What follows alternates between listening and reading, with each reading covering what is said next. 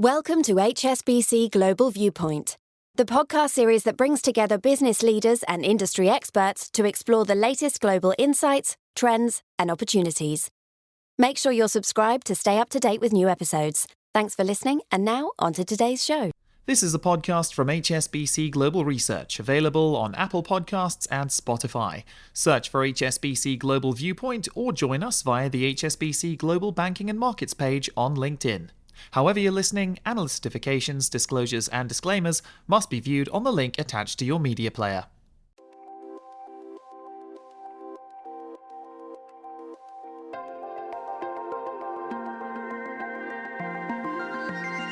Welcome to Under the Banyan Tree, where we put Asian markets and economics in context. I'm Harold van der Linde, Head of Asian Equity Strategy at HSBC.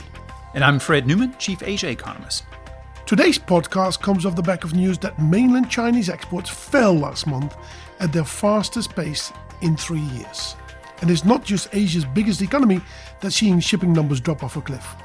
That's right, exports are falling across the board. This is a story that touches various parts of the region's economy, not to mention equity markets. Let's kick off the conversation right here under the Banyan Tree.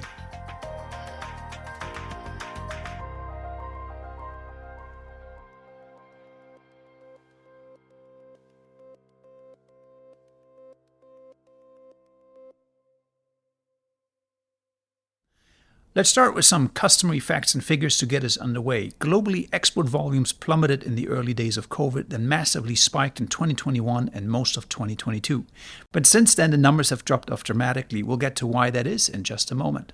That's right. Asia's traditionally been an export powerhouse, but even here, shipments to key destinations like the US and Europe are falling at double-digit rates.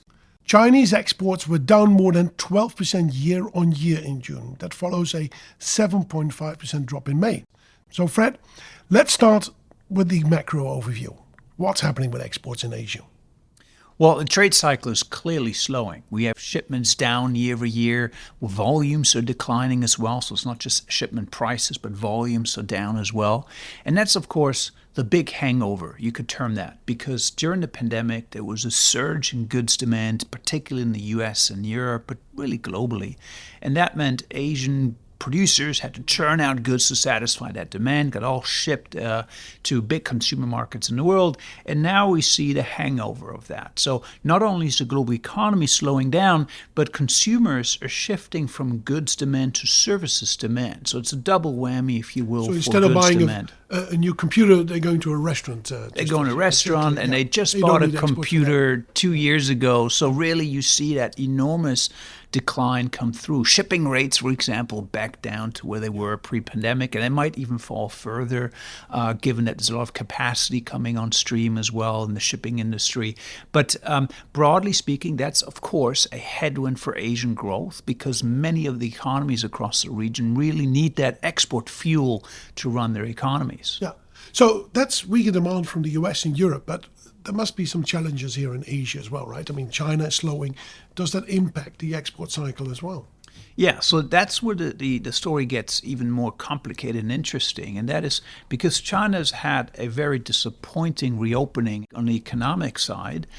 We actually see Chinese manufacturers competing with exporters elsewhere in Asia. So think about this. China, second biggest economy in the world. Rather than importing goods, the manufacturers in China are looking to sell more goods. They can't sell them domestically. They're selling them overseas. The Chinese currency is down, and suddenly they're competing against Vietnamese producers, against Korean producers in the global market where there's already lower demand for export. So the Chinese slowdown is, in that sense, a further challenge for Asian exporters. I guess a nice example of that is the electric vehicle industry we've been talking about over the last couple of weeks. They are big in China, and now, I mean, I've seen some of these EV companies from China selling their product in India, in the Netherlands, in Germany. That's an example of that, right? They can't find the demand domestically, so they go and... It is an example, although I would say it's more of a structural change in trade. And currently we have a cyclical problem. That is, China's economy is weak, and so China exports more steel Yeah. than is using it domestically. The electric vehicle stuff is interesting because there you see structural changes happening where suddenly Chinese producers are very competitive. China never was a big car exporter, and now they're competing against Japanese and Korean and German automakers. And that's going to be a long-term issue. Even if China's economy recovers, their EV export prowess is not suddenly going to disappear. So if we extend that a little bit, is then the export story changing in the region as well? Are there new sort of exporting powerhouses, if you want to put it like that, emerging in the region? Yeah, that's right. But again, we have to distinguish a little bit between the cyclical headwinds. Everybody's trade is down, even China's trade is down. But of course, the pain from a weaker Chinese demand is kind of spreading across the region. That's cyclical. And then there's structural stories. One we already mentioned, electric vehicles. Another great structural story would be, for example, the tech exports from India, both services and high-tech goods that are coming out of India, for example. 7% of global iPhones are now produced in India, for example. That's a new trend, and that's structural as well. And then, of course, Indonesia, electric vehicle battery components, the nickel, refining nickel, for example. You've been keeping a close eye on that one, Harold. No, absolutely. I mean, it's very important for the Indonesian equity market, of course, and comes with all sorts of benefits. It means FDI comes into that country, stronger currency, the interest rates don't have to go up. All these things are really good for the equity markets. So it changes the dynamics of these stock markets in the region to a very large extent as well. So we talked about the challenging outlook for exports across the region. New orders are still down, new export orders. So we just had new electronics indicators for the world. Actually, we see both consumer electronics new orders and industrial electronics new orders being down. From an equity strategy perspective, how important is the export cycle for regional equity markets in the first place? Well, it is important, but again, I think we spoke about in the past about the difference between the micro and the macro, and that comes a little bit back here as well. So, yes, the export cycle is important for two reasons. First of all, it tells us something what happens globally with interest rates. Strong global demand might mean interest rates go up, and that's bad for equities in general. And of course, there are markets, in particular Korea and Taiwan, that are really geared, Singapore to a certain extent as well, but really Korea and Taiwan, that are really geared to exports. I mean, 60, 70, 80% of these markets are really companies that export their products. So the domestic economy, what happens there is not so relevant, in particular in Taiwan.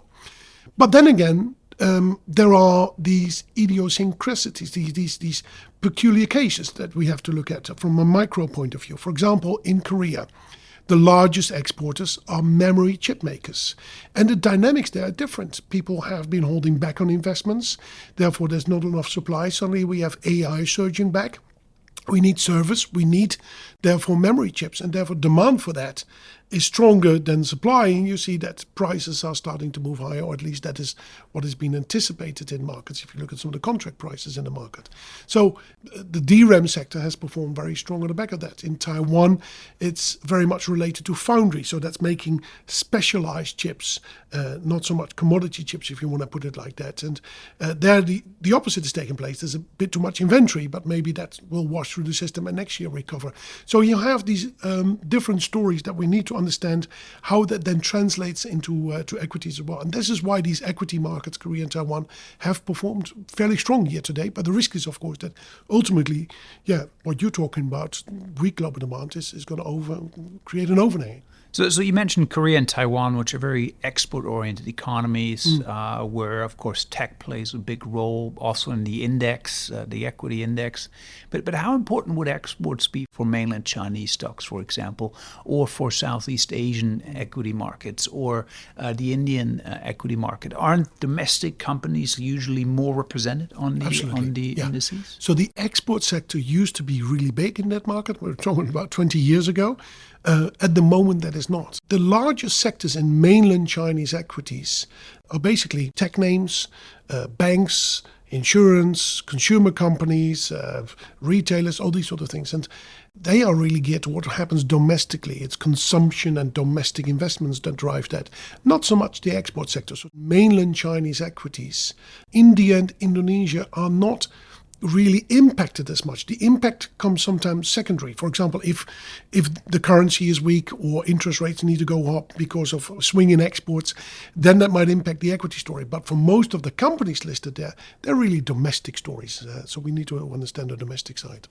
Well, one thing I think we should keep in mind about the broader story here is that the exports are under pressure at the moment for cyclical reasons, and there are structural shifts, as we discussed, mainland Chinese EV exports, for example. But at the same time, the data clearly shows that Asia continues to gain global export market share, that more and more production is moving into this region, that even mainland China's export share in global exports has continued to climb in the last few years. So it's not as if the region is losing its mojo as a production hub of the world. It's just that these subtle shifts are coming through. And some of the supply chain movements, of course, moving from mainland China to Southeast Asia, but that doesn't mean that mainland China becomes less important of a trade hub really for the global economy. So the simplified view that we sometimes get presented is that the world is decoupling, that actually the West and the East are going on their own ways and there's less trade is actually not completely correct. Is that the right conclusion to draw? That's absolutely right. In fact, there's new foreign direct investment data that was just recently released that clearly shows globally foreign direct investment is down already for about 5 years running. But Asian foreign direct investment inflows hit another record high last year.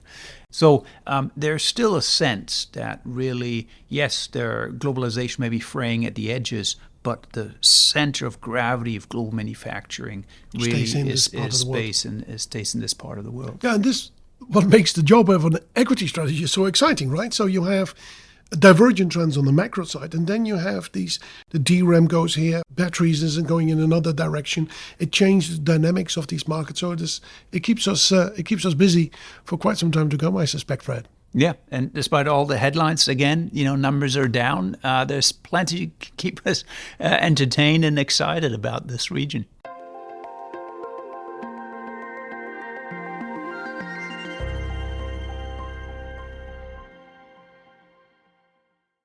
So, Harold, you've been in Asia for decades now, and there's always a test for somebody who's come to Asia and lived here for many years to see whether they're truly adopted regional culture, and that is, do you like durian, that smelly fruit, of course, that people love or hate? Well, I really have no choice, Fred, because my wife is an absolute crazy for durian. It's a typical Southeast Asian fruit, right?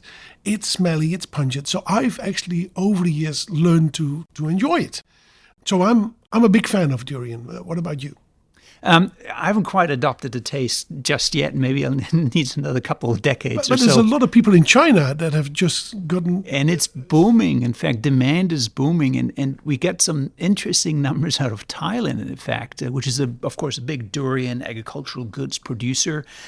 So Thailand is now exporting more durian to the rest of the world than it's exporting rice. And remember, Thailand is among the top 3 rice exporters in the world. So it's a lot of smelly fruit being exported of Thailand. In fact, also just from Thailand to China, 42% of exports from Thailand going into mainland China in April were actually durian fruit. 42%. It's almost half the shipments that Thailand Imagine that. So send. More durian is being exported than car components or something like that. Probably, yes. Yeah. I wonder how they do that, because it's a big, heavy fruit, and you have to break it open, and the skin is, of course, you can't just hold it. It's a duri, they call it in Malay, the spikes.